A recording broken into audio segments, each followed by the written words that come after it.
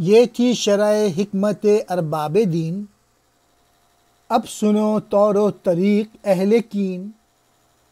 حکمت ارباب کی ہے مکر و فن، مکر و فن تخریب جاں تعمیر تن۔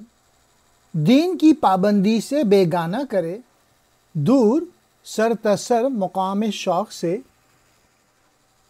اس کی تدبیروں سے مکتب کا نظام، تاکہ بہر خواجہ سوچیں سب غلام۔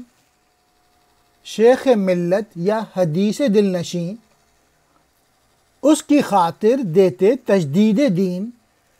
اس کے باعث وحدت ملی دو نیم، کیا علاج اس کا بجز جوب کلیم۔ وائے ملت کشتہ تدبیر غیر، جس سے ہو تخریب خود تعمیر غیر۔ علم و حکمت میں ہو گو صاحب نظر، اپنی ہستی کی نہیں اس کو خبر۔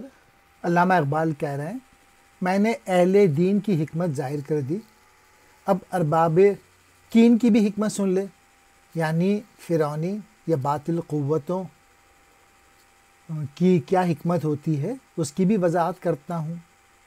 ان ارباب کین کی حکمت سراپا مکر اور ہیلا ہے۔ مکر و فن کیا ہے؟ یہ در حقیقت روح کی تباہی اور جسم کی تعمیر ہے۔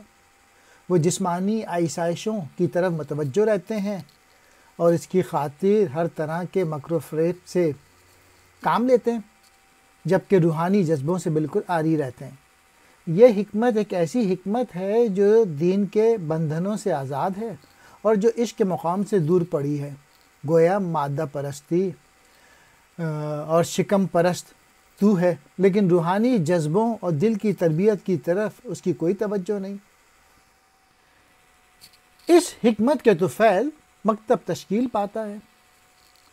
یہ اس لیے کہ غلام اپنے آقا کی مرضی کے مطابق سوچے اور چلے۔ شیخ ملت اپنی دل نشیں باتوں سے اس آقا کے حزب خواہش دین میں جدتیں اور بدعتیں پیدا کرتا ہے، یعنی مذہبی رہنما حاکم وقت کو خوش کرنے کی خاطر دین کے مسلمہ اصولوں اور مسائل کو مختلف تعویلوں سے بدل دیتے ہیں۔ شیخ ملت کے اس رویے کی بنا پر قوم کی وحدت دو ٹکڑے ہو جاتی ہے، سوائے حضرت موسیٰ علیہ السلام کے عصا کے کوئی بھی اس کا مد مقابل نہیں۔ حضرت موسیٰ علیہ السلام کے پاس فرعونی قوت و فریب کا توڑ کرنے والا ایک معجزاتی عصا تھا۔ افسوس ہے اس قوم پر، یعنی وہ قوم بڑی بدنصیب ہے جو دوسروں کی تدبیر کا شکار ہو۔ ایسی قوم بے خبری میں اپنے ہاتھوں اپنی تباہی اور دوسروں کی تعمیر کا سامان کرتی ہے۔